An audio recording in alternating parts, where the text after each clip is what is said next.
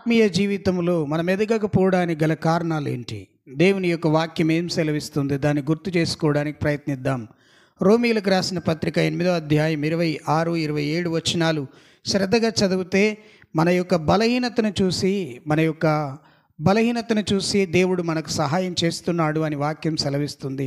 ఈ రోజుల్లో దేవుని ప్రజలైనటువంటి వారి యొక్క ఆత్మీయ జీవితంలో ఎదగలేకపోవడానికి గల కారణాలు, కొన్ని విషయాలను దేవుని యొక్క వాక్యంలో నుండి చూడాలని ఆశపడుతున్నాను. మొట్టమొదటిగా మనుషుడి యొక్క ఆత్మీయ జీవితంలో ఎదగకపోవడానికి కారణం వారి యొక్క ప్రార్థన జీవితం చల్లారిపోవటం.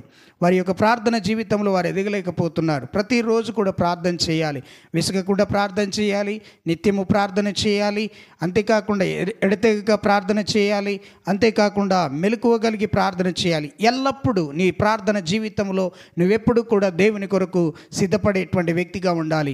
రెండవదిగా మీరు గమనించినట్లయితే నీ ప్రార్థన జీవితంలో నువ్వెప్పుడు కూడా దేవునితో ఉండేటువంటి అనుభవాన్ని కోరుకోవడానికి ప్రయత్నం చేయాలి. చాలాసార్లు దేవునితో ఉండే అనుభవాన్ని ప్రక్కన పెట్టి వేరే వాటిపైన ఉండేటువంటి ఆలోచన కలిగి మనం కళ్ళు తెరవటమో లేకపోతే అటు ఇటు తిరగటమో చూడటమో చేయడం అనేటువంటిది సరైనది కాదు అనేటువంటి విషయాన్ని నువ్వు గుర్తుంచుకోవాలి. నీ ఆత్మీయ జీవితం వర్ధిల్లాలంటే, ఎదగాలంటే, దేవుని కొరకు నువ్వు నిలబడాలంటే నీ ప్రార్థన జీవితంలో దేవునితో ఉండేటువంటి అనుభవాన్ని నువ్వు కలిగి ఉండటం నేర్చుకోవడానికి ప్రయత్నం చేయాలి. మూడవదిగా గమనించినట్లయితే నీ ఆత్మీయ జీవితంలో నువ్వు బలహీనంగా ఉండటానికి గల కారణం ఏంటంటే వాక్యాన్ని చదవకపోవటం.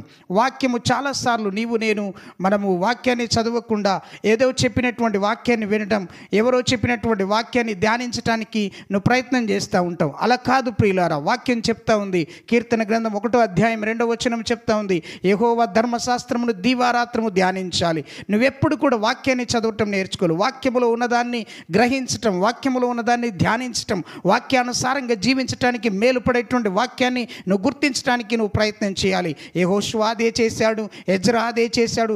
ఇలా చూసుకుంటూ పోతే చాలామంది భక్తులు అలాగునే చేశారు. నీవు కూడా అలా చేయటం అనేది చాలా ప్రాముఖ్యమైనటువంటి విషయం. 4వ విషయాన్ని గమనిస్తే మందిరంనకు వెళ్ళేటువంటి ఆలోచన కలిగి ఉండాలి. నేను ఆత్మీయంగా బలహీనంగా అవుతున్నాను అని అంటే దానికి ఒక కారణం ఏంటో తెలుసా? దేవుని ఆలయానికి వెళ్ళకపోవటం. నా జీవితంలో మన ఇంట్లోనే ఉండి ప్రార్థిద్దాం, మన ఇంట్లోనే ఉండి వాక్యం విందాం, మన ఇంట్లోనే ఉండి అన్నీ చేద్దాం, ఇది కాదు ప్రియులారా. దేవుని యొక్క వాక్యమును, దేవుని యొక్క సన్నిధిని అనుభవించాలంటే దేవుని ఆలయంలోనికి రావటం అనేది చాలా ప్రాముఖ్యమైనది. హన్నా దేవుని మందిరంలోనికి వెళ్ళింది. ఇలాగ మనము వాక్యంలో గమనిస్తూ ఉంటాం. మనము కూడా దేవుని ఆలయంలోనికి వెళ్ళి దేవుని ఆశీర్వాదాలు పొందుకోవడానికి ప్రయత్నిద్దాం.